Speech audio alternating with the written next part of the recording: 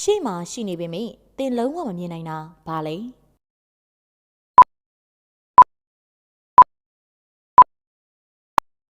အဖြေမဲ့အနာဂတ်တဖြည်းဖြည်းများလာပြီးဘယ်တော့မှရောနေမသွားတော့တာဘာလဲ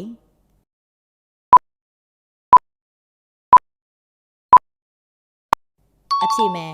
အသက်ရွယ်ကောင်းလာပြီးရေချိုးပေမဲ့သူ့စပယ်လုံးဝရေမဆိုတာဘာလို့လဲ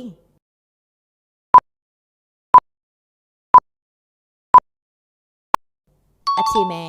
ဂရုံးဖြစ်နေလို့နေတိုင်းစပယ်ညက်နေပေမဲ့စပယ်လုံးဝတို့မသွားတာဘာတူလဲ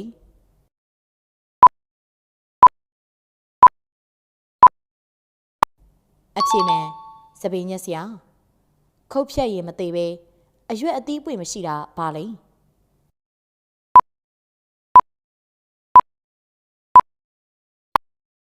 အဖြေမဲ့စပင်